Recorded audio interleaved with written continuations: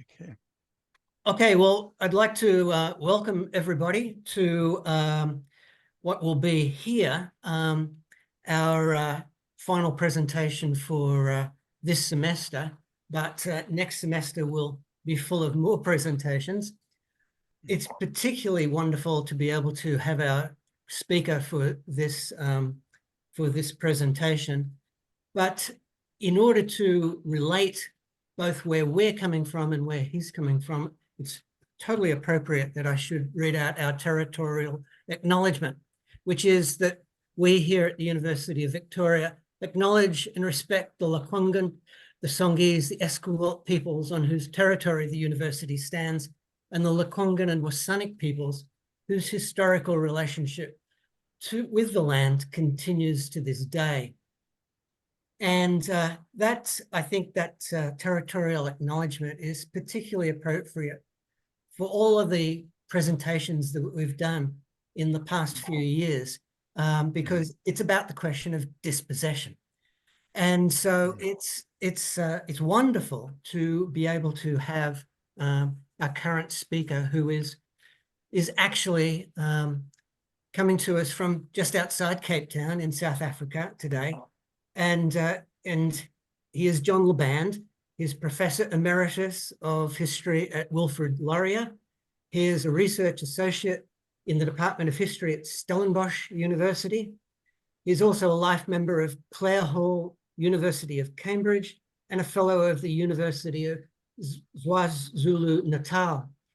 And John puts us all to shame because he has authored and edited more than 20 books with particular reference to the history of the Zulu kingdom and colonial wars in Africa.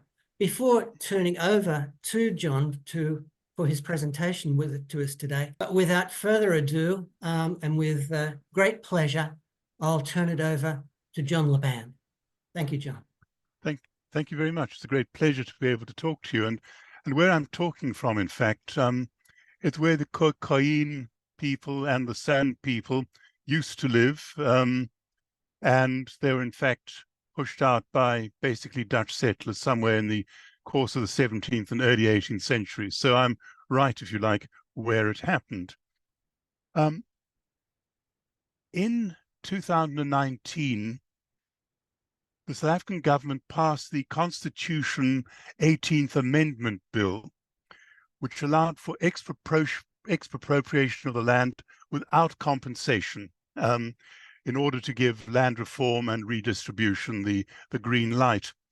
And obviously the whole question of land and the earth is central to South African history and to South Africa's present situation today. And indeed, in my own little village, this is where Khoikhoi people used to live, and they were moved out in the apartheid era, actually out of the village to the outskirts. So it's all very much alive and relevant to where I am. And I think when one thinks of land in the African context, it's absolutely basic to the culture, to the spirituality, to the dignity, as well as the livelihood of African people. It's where they are, it's their place, it's where they come from, it's where their ancestors are buried, all the rest of it. So as you'll know from North America, from Canada, exactly the same kind of situation, how important it is.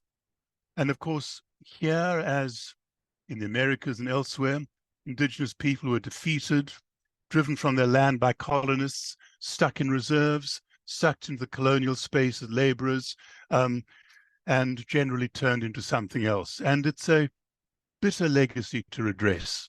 Now, of course, I won't go into the fact that this isn't unique in history. It's something that is going on all the time. Conquered people losing their land to and independence to conquerors. But that's not what I'm here to talk about. I'm really talking in terms of my book, The Land Wars, which I published a year or two ago. And this doesn't look at the process of dispossession in the world. It doesn't look at it in all of South Africa. It investigates how people in a very specific region were dispossessed of their land. This region of Southern Africa, the southern third, if you like, of the southwestern bottom of South Africa, the Cape, what used to be the British Cape Colony, and is now a combination of the Western Cape, the Eastern Cape, and the Northern Cape provinces in South Africa. And this process of dispossession took a long time to work out. It went on for about 200 years, in fact. The first of the wars occurred in 1659, and the last ended as late as 1878. Wars fought by the indigenous people against the colonial intruders. Now, even before this, the first encounters with interlopers from overseas were not pleasant. But Bartholomew Dias, when he was sailing to India in 1488, he landed at Mossel Bay, which is on the south coast of the Cape. He landed and he was resisted by the local people. So his very first encounter was fraught with a great deal of action, with crossbows, shooting the locals and all the rest of it. And even more dramatically, in 1510, the Portuguese governor of the Estado da India, of the Indian Empire in the east, landed in Table Bay and was actually killed with many of his companions by the local people who resisted his presence. So we have a very long history of interaction that actually begins with violence right at the very beginning. And it's when the Dutch East India Company arrives in the Cape in 1652 to set up its refreshment station, the wars begin. You get the first Dutch Khoikhoi War, the second Dutch Khoikhoi War, the Bushman War, the protracted Northern War, all of these wars that go on from the middle of the 17th century to the very early years of the 19th century. War after war, pushing, in fact, the local Khoikhoi, who I'll explain about in a moment, and the San people, further north, over the Orange River to the north, and further east, in this process of one war after another. And then you have another series of wars along the eastern frontier of the Cape that pushes the AmaXhosa people further and further back from where they are on the Eastern Cape, a series of 9 frontier wars that went on from 1779 to 1878. So a great deal of fighting as such and conflict. But I think what I try to do in my book is to put this process into a more multifaceted kind of perspective. Because when you look at it, the San people, which basically means the foragers, the San people who are hunter-gatherers, they are the only autochthonous people in this whole region. They're the only people who have lived here south of the Limpopo River since humans evolved in this part of the world for at least 70,000 years or more. Everyone else, apart from these San people who were known at one stage as Bushmen and sometimes still call themselves Bushmen, apart from these San people, everyone else here in South Africa and in the Cape, which I'm writing about, every one of them is in fact a settler of some sort or another. They've all actually moved in. You have the San, as I say, these hunter-gatherers thinly scattered over this enormous landscape. But you have then the Khoikhoi, the men of men. Now, these were nomadic pastoralists who smelted copper and not iron. About 2,000 years ago, further to the north, where Botswana is now more or less today, they acquired livestock, sheep from further up from Africa, and later on cattle from Bantu-speaking peoples in Southeast Africa. And they slowly moved south. They diffused into what is now the Cape, along the coast, and into the interior. And a lot has been written about this because it's fairly complicated. The San and Khoi languages are unrelated, but both use all these implosive consonants, the clicks and the clicks and all those kind of noises. And indeed, some of the Nguni-speaking people who moved into the area began to acquire them as well, as did the AmaXhosa, using one of those clicks. The Dutch, when they came across these people, differentiated the San and the Khoikhoi, not in terms of race, but in terms of language, because these people are essentially, perhaps anthropologists think, the same sort of people. They don't differ in terms of race, they differ in terms of lifestyle. And those who are pastoralists, feeding off cattle, feeding off milk, grew bigger and larger, and therefore became larger people. And sometimes when times went wrong, they fell back into hunter-gathering, whereas some of the hunter-gatherers joined the pastoralists and became part of them. So historians tend to talk about all of them today as the Khoisan, putting the two together as a more or less similar kind of people who are related in all those ways. So there you have the San and the Khoikhoi who have come in and assimilated in many ways with them. Then up the eastern side of the Cape, you have the AmaXhosa people. Now, these were Iron Age pastoralist Nguni speakers. They came down this long, long migration from what is now West Africa, right down the coast of Africa to what is now Southern Africa. And they got to Southern Africa around 1100 in the AD in the modern era. They got about sort of 900 or so years ago. They had no cultural connection with the Iron Age people who'd been living here from a few hundred years before that, but they had a very different culture. But these Nguni speakers anyway, we tend to divide them into the northern and southern Nguni speakers. The northern ones are people you're probably familiar with, the AmaZulu, the AmaSwazi, people like that.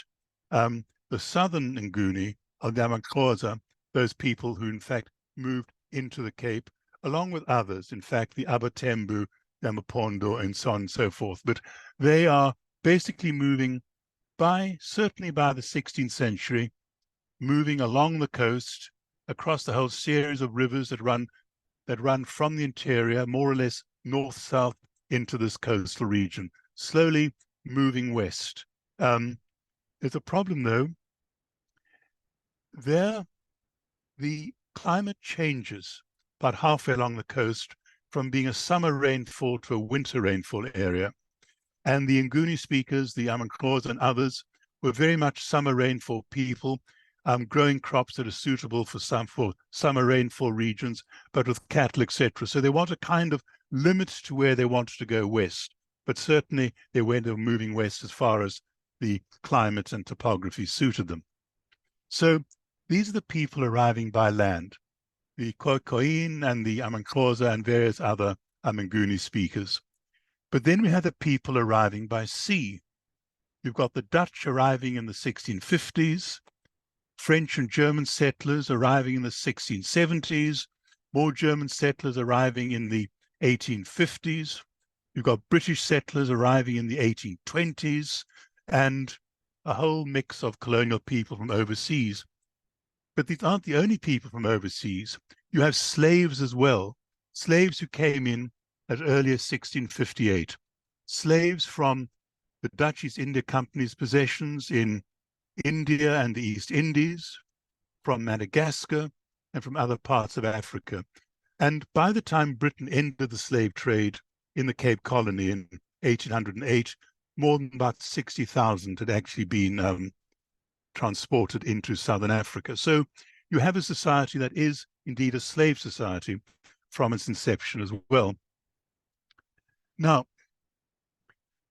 what I look at in the book are the strategic choices by the Indigenes under this pressure of colonial arrivals, colonial settlement. And the initial response among the Khoisan, call them that, was first to trade and first to greet and then trade with the Dutch, and then in fact to resist them as the Dutch moved into their lands, took over their grazing lands, took over their cattle, took over their water supplies, pushed them further and further back. And the Dutch, as they began to move out and settle the land, they didn't want to so much drive the Khoisan away, they wanted to incorporate them as labor. So if you think of, the Spaniards and the Aztecs, whatever, it's in terms they want them as laborers. And indeed, for the Khoisan, you have these choices. You could either be pushed north over the Orange River into the Highveld in the interior of South Africa. You could try and move east, but then you're running into where the AmaXhosa were moving west. Or indeed, you could simply give up resisting. You could throw in your lot to the colonizers, become their laborers, become their artisans, and indeed, very often become their mercenaries as well. And these are the choices you have and the choices often made. Now, another point I like to pursue in this book is the fact that these wars, whether the wars against the Khoisan or the wars against AmaXhosa and others, were never a simple case of the clash of races.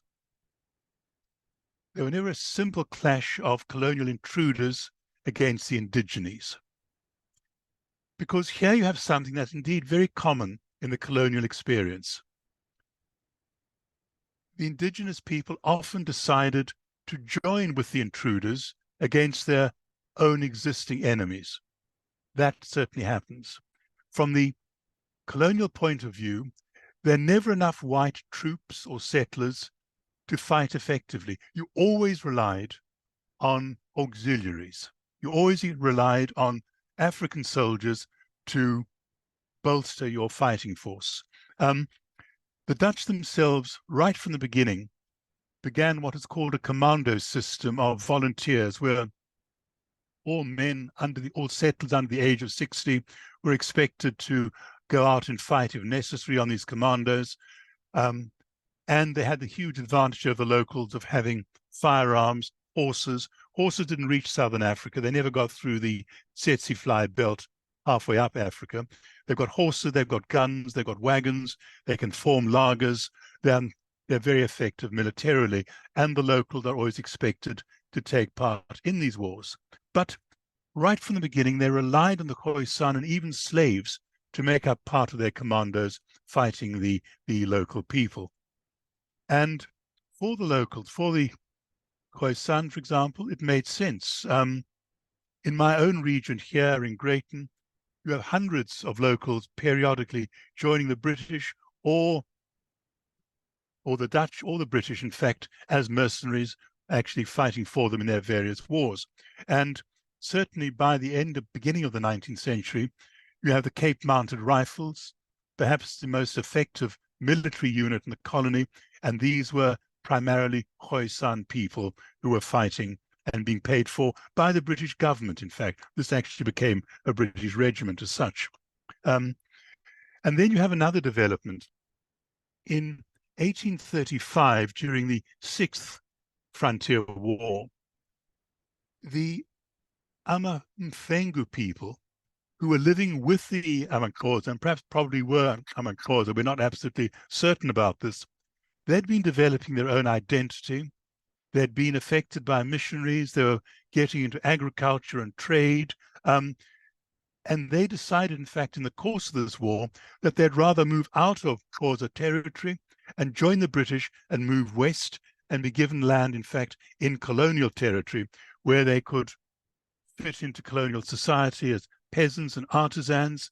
And they became the main military mainstay of the British forces fighting in these wars in the Eastern Cape. They relied enormously on the Mfengu to do much of the fighting for them, in fact. Now, there's another aspect which I look at in this highly complex scenario. And, you know, if I were to plod through every war one by one and what happened, it'd be tedious, if not unbelievably complicated. But this point I must make, that the colonization in the Cape was directly affected by competing worldwide empires. The Dutch only came to the Cape in the first place because their attempts in 1604, 1607, and 1608 to take Mozambique Island, which is between Madagascar and the east coast of Africa, to conquer Mozambique Island from the Portuguese. The Portuguese at Mozambique Island, this is an important staging post on their way to the east. They had this huge fort, the Fortaleza São Sebastião, and the Dutch failed to take it. And it's because they failed to take Mozambique Island, the Dutch East India Company people, wanting their own stepping stones to the east, settled on the Cape. The Cape wasn't their first choice, but they took it because they couldn't winkle the Portuguese out of Mozambique Island. The French occupied the Cape for a small period in 1781, 1784. It's when Holland was an ally of the United States in their wars against Britain in that stage in the 1780s. You had a Dutch fleet and a French fleet and a French garrison in the Cape for a couple of years, making sure the British didn't take it and holding it for the Dutch. But now we get into the French Revolutionary Wars and the Napoleonic Wars. And in 1795, a British fleet seized the Cape from what is now the Batavian Republic, the former Holland, now an ally of the French Republic. They seized the Cape as their staging post to their empire in India. Then you had the Treaty of Amiens in 1802, you had the Treaty of Amiens, and by the terms of the treaty, the British left the Cape once more and gave it back to the Batavians. But as the war with Napoleon resumed, the British decided they had to have the Cape to ensure their route to the east. So in 1806, they invaded and fought a major battle north of Cape Town.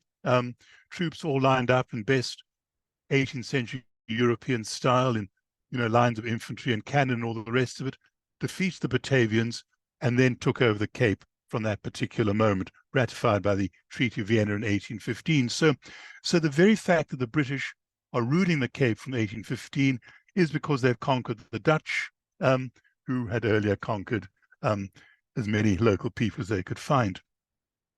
Now, the greater part of my book is taken up by the frontier wars that did indeed overlap with some of the wars against the Khoisan, but the bulk of the book nonetheless is these wars in the east, on the eastern frontier.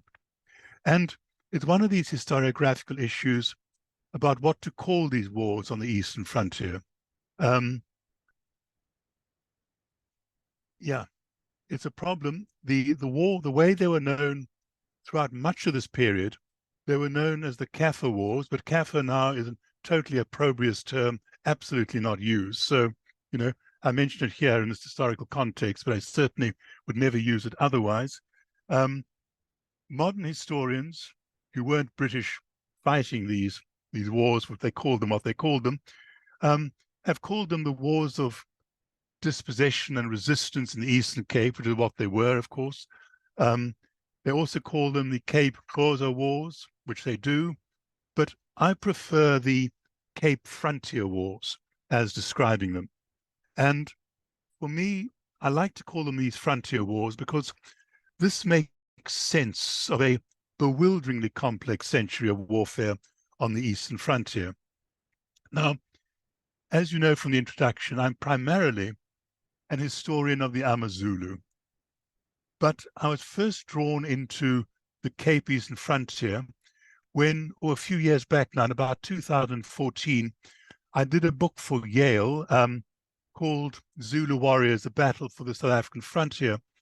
And that was a description of how, in the years 1876 to 79, the British, who were determined to confederate Southern Africa in the interests of security and economic security and all the rest of it as well, decided they needed to close the frontier and disarm and defeat the still independent African states. And in this period, in this quick series of wars, they defeated the Griqua, the Batlaping, the AmaXhosa, the AmaZulu, the Bapedi, and various others, and disarmed them.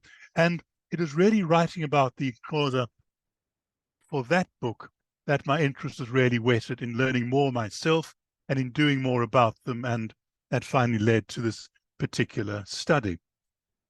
Now, as I've also said, these 9 frontier wars are unbelievably complex.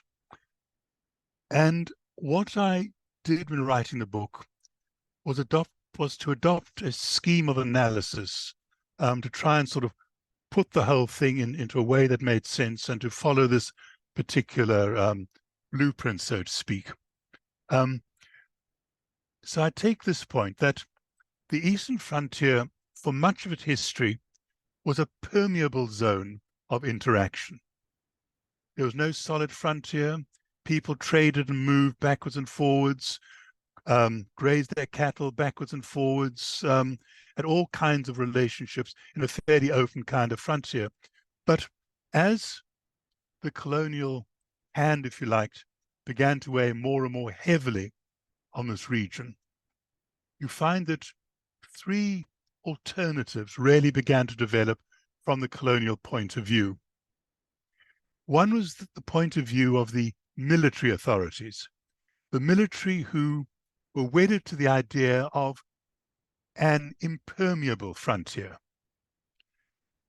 Both the Dutch and the British military wanted to see a delineated strategic frontier that was absolutely obvious, normally along river lines, whether the Bushman's River or the Fish River or the Keiskamma River or the Kai River as we move further and further east. That is where the boundary should be. It's delineated, it's fortified, it defends the vulnerable, very scattered settler population, and the idea is to exclude the other, it's to exclude the irredeemably savage Africans, the AmaXhosa and others beyond the frontier, so as to preserve the security of the settlers and keep the others out.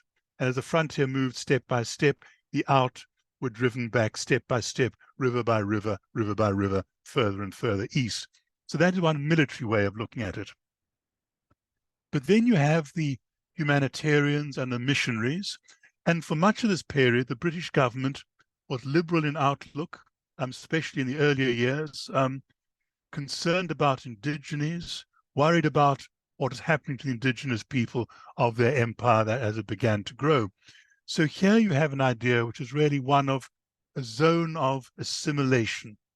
So there you have a frontier, yes, it is progressively advancing, it is moving all the time, but in its advance, what you're doing, you're extending the benefits of Christianity and Western civilization to these savages. You are beginning to assimilate them culturally into the Western world.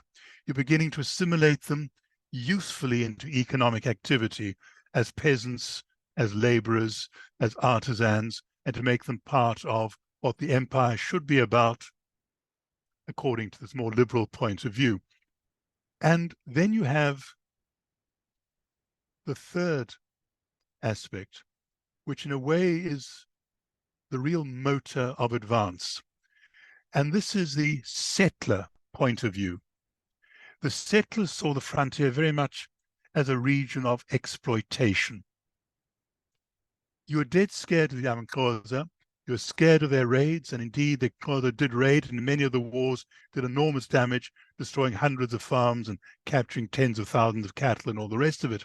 So you are in dead fear of the Xhosa, but at the same time you're engaging in trade with them, and including firearms, which came back to bite them, of course, when the Xhosa acquired more and more firearms by the middle of the 19th century. And of course, as you advance, you're also acquiring their labor. And in many of the more desperate wars of this period, the Xhosa, driven to desperation by starvation and the burnt policy of the British military, moved into the colony as laborers. So you get your labor in that way. So in other words, what the settlers are trying to do, they're trying to extend settlement eastwards for their own material advantage, to control the labor force of the Xhosa, to find land for their own cattle, for their own merino sheep, which began to emerge by the 1830s. So the frontier is a zone of continual advance as far as the settlers are concerned. And in doing so, of course, they very often dragged the government behind them. And I suppose you could say, what's the thing in common with the military, humanitarian, and settler approach? The thing in common was the need to destroy the Xhosa ability to resist. You wanted to break them down as a people who could resist so that you could impose whatever your particular desire was on them in terms of security or assimilation or exploitation. And colonial policy wavered between these alternative policies, backwards and forwards. Sometimes territory was annexed and then it was de-annexed, and sometimes it moved. But basically the process was backwards and forwards, yes, but slowly but surely the frontier moved ever further eastwards, and ever more desperate became the resistance of the AmaXhosa people, and the wars became indeed increasingly savage as the stakes became ever higher, as his people were driven further and further away, or turned into laborers, or put into reserves and locations. So the wars became worse and worse as we went along. But now, here is one more question I have asked. Why did it take so long to subdue these people? It took the Dutch, after all, from 1659 to the early 19th century to subdue the Khoisan. It took the Dutch and the British between them. The Dutch, who fought the first two frontier wars, both the British and the Dutch fought the third frontier war. The British only fought the fourth to ninth frontier wars. Why did it take them so long? Why did these wars go on for year after year, 2 centuries of it, in fact? And there is an irony here. The Dutch and British authorities were simply unable or unwilling until the very last wars to exert enough military muscle. The reason for this, why were they in the Cape at all? They were in the Cape because they wanted Cape Town, the port of Cape Town, this vital stopping point on the route from Europe to the Indies and back. The frontier, well, it was very, very low on the agenda. You find willy-nilly the Dutch and British governments were pulled further and further north and east by settlers who moved out. They trekked across the countryside, they set up their farms, they came into conflict with Indigenous, and the government was always moving, trying to control them, organize them, until it found itself being moved further and further east. But always, this was the back burner situation. It was the control and security of Cape Town itself and its dock facilities and its harbor that was absolutely essential. I mean, the point about the Cape Colony, it was poor, it's lacking resources. The population was small. You know, we're talking in terms of hundreds of thousands of people, not of millions. It's very small. Until diamonds are discovered and are begin to be extracted in the 1870s, the Cape really had nothing much to offer except from the 1830s, merino, sheep, and wool. So really, it's not a great place. It's a money drain for the colonial authorities. And here they're having to somehow or other deal with the frontier and make sure it doesn't get out of control. But the will to actually completely conquer it and finish it wasn't actually there. And the point is, of course, the Cape being a poor colony, the settlers never had the capacity themselves, the military capacity, to pacify the frontier unaided. They could only do so with their African auxiliaries and with increasingly British troops. And until Britain was willing to deploy enough troops in the Cape to finish the wars, these wars were never going to end. And you find that the first 3 wars were really stalemates anyway. You know, the frontier didn't move. In the next 5 wars, from the 4th to the 8th, British victories and incremental advances. But always the Xhosa were left with enough military capacity to continue to resist. And they got better at it. They got more and more firearms. They learned the effectiveness of guerrilla warfare. The British found them very difficult, in fact, to actually pin down. You don't, for all these years, get the kind of simple knockout blow which you see the British administering, say, to the AmaZulu in 1879, or the Bapedi the same year, where one war, couple of battles, and it's all over. Not the same case at all. It goes on, because you're not willing until the very final war to when you're trying to close the frontier, when you're trying to confederate all of Southern Africa, only then are you willing to put enough troops in the field. And there are two other points really which interested me when I was writing this book. I've talked about the Khoisan being incorporated pretty early on by the Dutch. Many of them, though, moved further east where they became integrated with the Xhosa people, lived by them, were involved with them. And you find that on a number of occasions, the Khoisan joined the Xhosa in resisting the colonial people. Both the Third and the Eighth Frontier Wars, you find large numbers of the Khoisan joining the Xhosa, becoming a kind of rebellion, in fact, right over the Eastern Cape and terrifying the daylights out of the settlers when their so-called tame farm laborers and artisans suddenly join the Xhosa. When the Cape, when the Cape Mounted Rifles, this regiment of Khoisan, suddenly rebelled in 1847 and joined the Xhosa as well. So there is this other element as well, that the Khoisan didn't always take it lying down, and at certain periods joined the Xhosa in resistance. And I think perhaps a final point was that of millenarianism. For the Xhosa, facing the loss of their land, being pushed into smaller and smaller reserves, being pushed away, becoming more and more desperate, prophets, millenarian preachers, promising to be able to make them safe from bullets, to be able to drive the hated people from over the sea, back where they came from over the sea, these began to take effect.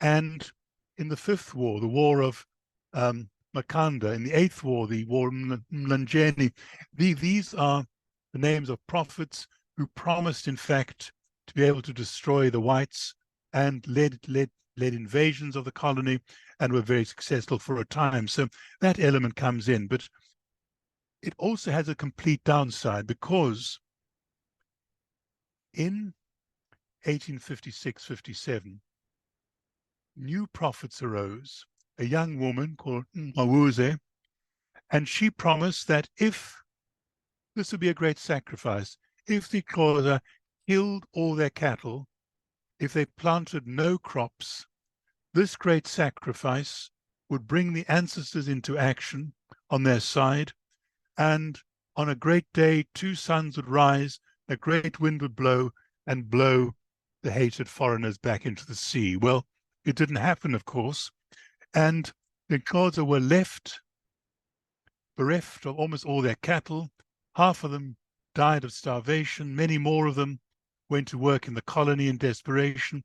And so, in fact, by the end of the wars, it's not just simply military muscle on the British part, it's also the fact that the Xhosa had committed what's often been called this kind of national suicide. But, you know, it works in other ways too. I mean, in 1713, smallpox arrived with the Dutch, and that wiped out about half the Khoisan right at the beginning, something from which they never properly recovered either. So a combination of these kind of factors certainly are a hugely important part of the mix that go to explain why you have this whole desperate process of loss of territory and eventual surrender.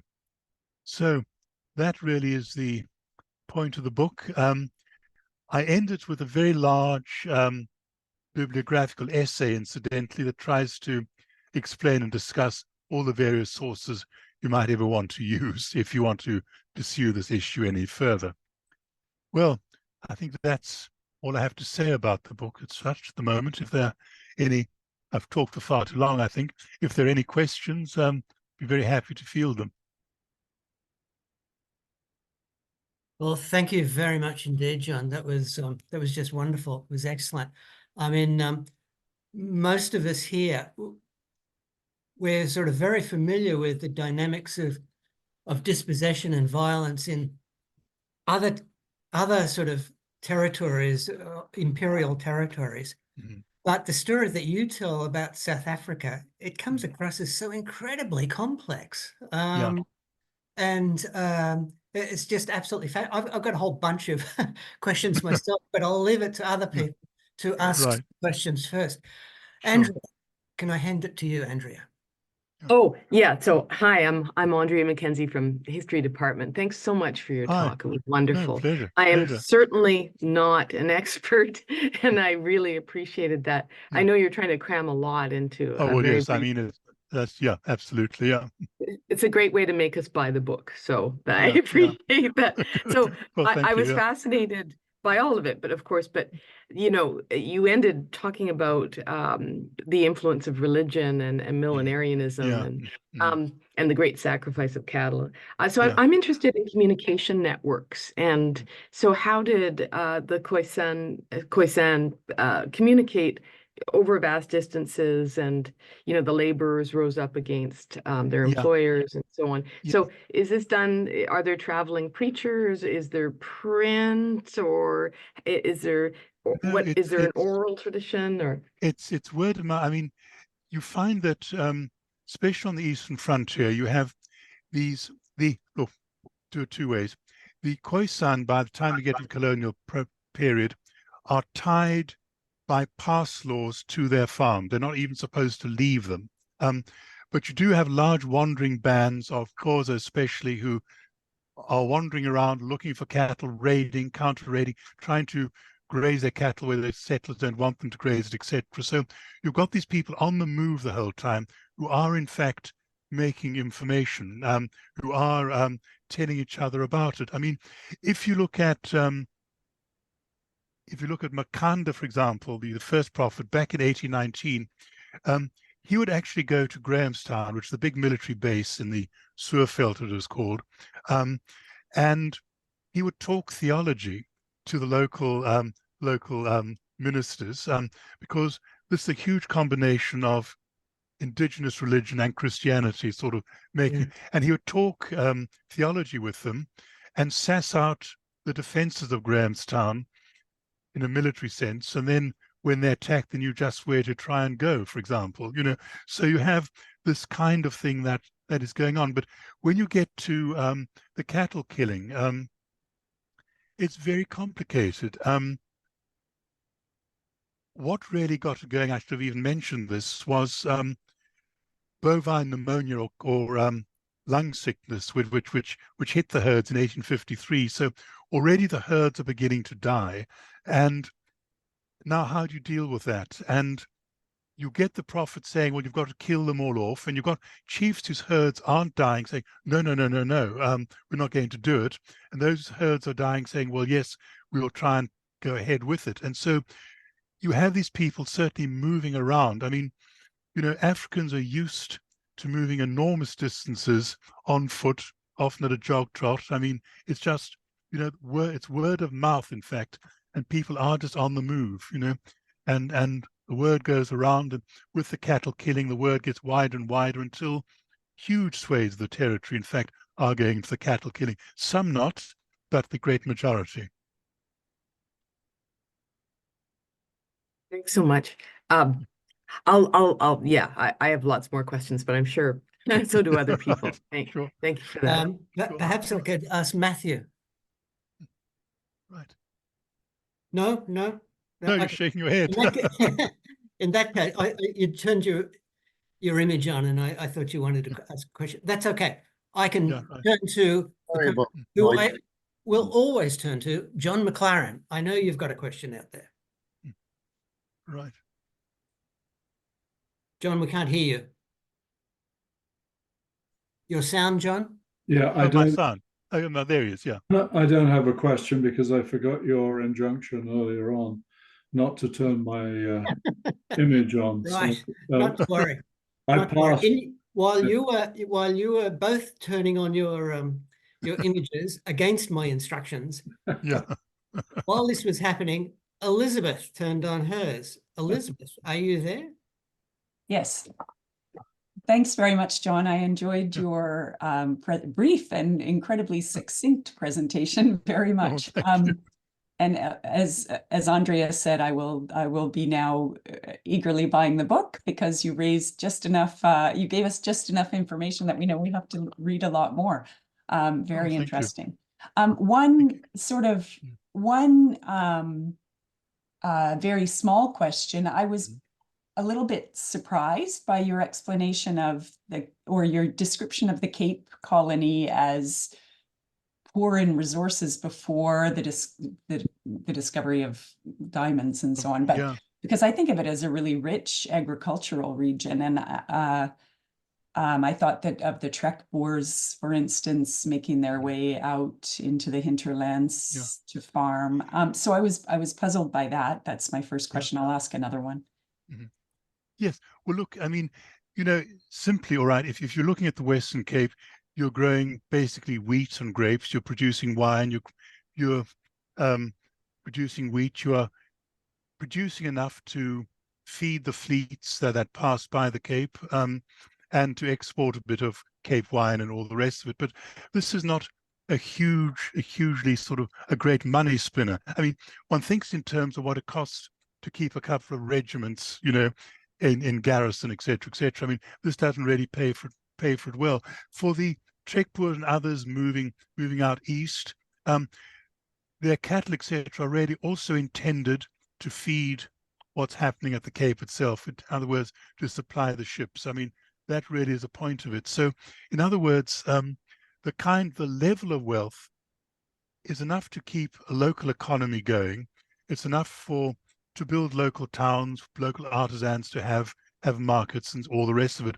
But it's not something that makes the Cape a colony that is a money spinner.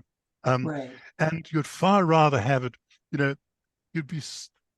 both the Dutch and the British would have been so much happier if they'd simply been able to sit in Cape Town and Simonstown and keep the fleet, the fleets going, rather than being involved in all these frontier wars. So, in other words, it's more of a self-sufficient economy rather than exporting economy. It is the arrival of merino sheep by the 1830s. The clip is beginning to be a bit of an export thing, and later on in the century it's going to be ostrich feathers too. But it's really only the diamonds that become a major economic hub for the whole subcontinent. Yeah. Yes. No, that totally makes sense.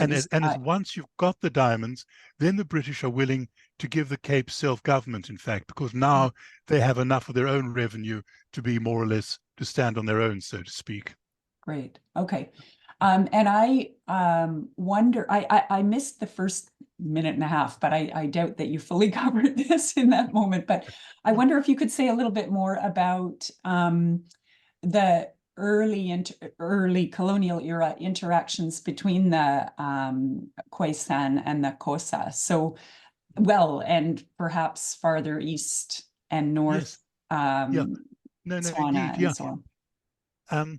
Look, what you have, of course, you have the Khoikhoi chiefdoms going towards the east, towards the Bushmans and Fish rivers. I mean, there are these chiefdoms there. You have the Xhosa who are now beginning to move west into that region by the 17th, early 18th century. And you have, in fact, conflict there. You have the Xhosa defeating some of the chiefdoms and pushing them back.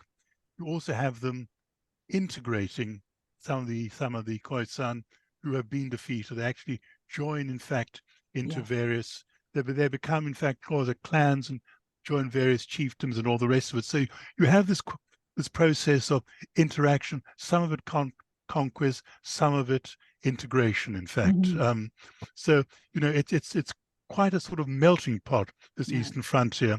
And in many ways, when the first trekboers and others arrive, there's simply another element of people with the same kind of economy, livestock, a bit of farming, but not much, looking for, summer grazing and winter grazing and all the rest of it. So you've got all these people with similar, looking for the same kind of resources, and indeed, in the early stages, allying with each other. You have, some of these trekboers on the Eastern Front actually rebelling against the Dutch East India Company and the British, trying to set up their own little sort of quasi-republics and being allied with some of these local people. So so it is very sort of fractious, if you like, and very annoying for the authorities in Cape Town.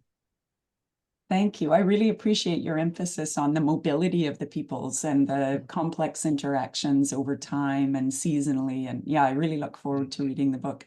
Thank you. Good. Oh, thank you. John, maybe I could jump in with a question of my own, which is, I don't want to set up a dichotomy that just doesn't work, but to what extent do you see what's happening in the whole area of what will become South Africa in the years that you're looking at it? Do you see it as more a form of extractive colonialism as opposed to settler colonialism? I mean, because in the way you describe things in your book is that it seems to be a mixture of the two. And, you know, somebody like myself, you know, originally from Australia, now in Canada, and I see those areas and those colonies very much in the form of settler colonialism with a very particular dynamic to it. And yours is this sort of interesting mix of the two. Yeah. Well, you know, I mean, it's something I didn't even mention in my talk. It's so many Boers of the eastern frontier in the 1830s trekked off to the interior. About 20% of the settler population actually left and trekked into the interior to live their own way out of British rule. And that is a purely settler approach. I mean, all they wanted basically was farmland and labor yet again. And now, and the people have now changed. They're now Tswana or Zulu or whoever that they're trying to conquer and control. So you do have that, except I think of British settlers arriving in Natal. They were much more interested in trade as such, but again, settlers as well. So you have this combination of really subsistence kind of farming by so many settlers with a growing trade business. Now, certainly the Eastern Cape, when you get the English settlers arriving in the 1820s, the 1820 settlers or the Albany settlers, they bring with them a more sophisticated attitude. So you get the beginning of banks and insurance companies and more trade with the interior, more and more sophisticated as such. But all of this still is basically trade, much of it subsistence farming. When you get merino sheep, now you're getting a different kind of, now you're getting something for export. And it's only when, as I say, you get to the diamonds, suddenly then, this is a big motor for labor and export and investment and all the rest of it. You know, so it is a kind of settler subsistence kind of way of life that slowly morphs into a more modern capitalist form of society, if you like. But whichever way you look at it, it's the local people who are the exploited labor, whether it's in Kimberley or later on in the Witwatersrand, or indeed on the farms, you know, of the settlers. It's still the same thing. You want their labor and you want it cheap. Yeah, indeed. I suppose a follow-up question would be, the story that you're telling in this book, how much of it is remembered in the dynamics of society currently in South Africa? Yeah. It isn't. And what fascinates me, you get stories that are off whack, if you like, very often. I mean, you get the story, you get the last big Western Xhosa chief, the Mfengu chief Sandile. I mean, he was killed by the British in the last war. And the legend arose that his head had been taken to England and was there on somebody's mantelpiece. And fairly recently, in fact, they actually dug up his grave, you know, and the you know, all great performance. And indeed, the head was still there. So, I mean, this is the kind of story, but it reflects the idea of the cruelty and viciousness of colonial conquest that, you know, you are removing heads of great chiefs and putting them on mantelpieces somewhere back in England. And it's interesting, the town of Grahamstown, which is in the Suurveld, it's sort of the big sort of center of the Eastern Cape, and where the 1820 settlers really congregated. That is today called Makanda. That's after this prophet in 1819 who led an attack on Grahamstown, which failed, in fact, and he was killed. But nonetheless, the town is now renamed in his honor. So there is a memory of all of this. It's often somewhat skewed. I mean, it's believed, for example, that Maqoma, who was one of the great leaders of resistance, was imprisoned on Robben Island. It is believed that his favorite bull, because the Khoi often rode on bulls, etc., swam the whole way from the Eastern Cape to try and rescue him on Robben Island. So, I mean, all of these stories still exist that are quasi-historical, that turn these figures into legendary figures. But there's this great sort of memory and feeling of having been defeated and exploited and having lost your past, and an effort to try and recapture it as much as you can. And the Zulu, for example, are very much the same, and many other people. It's these memories which are often skewed. I mean, certainly, if I used to lecture on African history in South Africa to African students, it was they knew sort of, diddly squat kind of thing, except some vague stories. I mean, the actual nuts and bolts in historian are not part of everyday sort of knowledge, but the legends and the emotional response to the process, that's still very much alive. And that's why this Constitution 18th Amendment Bill and this restitution, this expropriation of land without compensation is such a hugely important issue today, why people see it as the real redress of everything that went wrong. Yeah, that's great. That's great. Do we have any more questions, perhaps? Martin. Andrew, can I ask a quick one?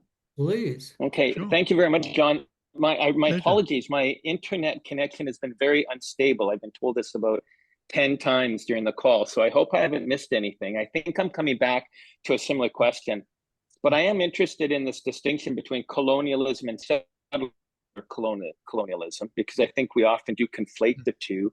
Could you speak just a little bit more to that distinction? Maybe it's number 2 and 2 versus 3 on your when you looked at the different factors involved. And Martin, what sort of Martin, you're Yeah. Sorry, when you were hiccuped talking, and I missed it. you said 2 types of colonialism, but they flicked. So could you? Yeah, I'm sorry. I was almost tempted not to ask a question because the whole time I've been. You can hear me okay right now? Okay. Yes, at the moment, so it's to speak more of the distinction between what we might think of as colonialism or the colonial state or colonial practices, and then settler colonialism. And to speak more about that distinction, and to the extent that if there were tensions between the two, how they played out. Tensions constantly the whole time. And I think, right from the very first days of the Dutch East India Company, you had the company that had its priorities, and you had the settlers who very much had theirs. And that's one major reason why, in fact, they trekked off and away from the control of the officials and the rules and the regulations of the colonial state, the colony of the Dutch East India Company in the Cape, so they could do things their own way. And you have this constant resistance to the British when they arrive with all of their new rules and regulations, setting up the colonial state as Britain understood it. This is absolutely what so many of the settlers simply couldn't stand, and why they trekked away into the interior. So, and even when later on in this period, when the British are giving a degree of self-government to the Cape Colony, you find the Cape colonial legislators in their own parliament, they're constantly at loggerheads with the High Commissioner or the governor or this or that. They don't, doing it their way and not the British way. And in fact, in the last of the frontier wars, you have a huge fight over who's controlling which troops and who should be in charge and all the rest of it. So again, you have the settler mentality and the colonial mentality very much at loggerheads. The colonial one often being far more liberal than the settler one, which is much more exploitative always. I don't know if that helps at all, or if you heard any of it. I did actually. My internet's been good. Thank you. Yeah. Yeah. And of course, money will play into this always too. You Yeah. mentioned cost. Yeah, Thank you. money. Yeah. I see that John McLaren has come back. This time, not just to share his image with us, but to actually ask a question. Well, Right. actually, it's an observation. But first of all, along with my colleagues, John, that was tremendous. A Oh, wonderful thank you. presentation, and Yeah. it inspires us all to rush off and buy the book. Oh, that's good. I was interested by your reference to the head being Oh, cut yes. off and taken to the UK. That's not entirely fanciful, because there's been a series Oh, called no, it's not. What the British Stole, and one of the episodes that's been played on CBC was about an Indigenous person in the Swan River colony in what is now Western Australia, who was shot by settlers and his head removed, and by some quirk of fate, it got into the hands of a medic, and it was sent off to the UK. It's by now a skull, I guess, and it turned up a good century or more later in a museum in Manchester. And when the investigators went to the museum, somebody said, "Yeah, I remember a skull we had in the basement." So they went to look and discovered that it had been buried with a series of bones in a cemetery somewhere in the Manchester area. And then the question was, could it be recovered? Because there was a campaign in this Indigenous group in Western Australia to have the skull brought back to Australia. They discovered that the bones of the Indigenous people were mixed up with the bones of children, local children that were in there. And how do you get it out without the consent of the parents of those children? They did. They did. Archaeologists are amazing. No, indeed. Well, I mean, the British were always taking specimens in this period. I mean, bones and skulls and all the rest of it for medical and other reasons. Or the paramount Xhosa chief, Hinsa, I mean, he was actually shot in a parley. I mean, it's one of the awful sort of moments. But it seems he was mutilated and his ears were cut off and were later peddled around Grahamstown, etc., etc. I mean, all of this was going on. I mean, both sides actually, as the wars went on, more and more atrocities. Often from the Xhosa side, there were ritual reasons behind it, and there weren't ritual reasons behind the British. It is more scientific, shall I say? Yeah, I mean, that's Well, I'm cognizant of the fact that people are having to leave because of class commitments and things like that. But I'd like before we all depart, I'd like to say one particular thing is over here in North America, we're coming up to the end of our teaching semester and about to go off in a long summer break. Now, what better thing to do on a long summer break than to read a book. a copy of The Land Wars, available at your local bookstore, because it really is fabulous. So on behalf of everybody else, I would like to thank John very much indeed for a fabulous and informative presentation. Thank you, John. Well, thank you. I've really enjoyed it, and thank you for asking me. I do appreciate it.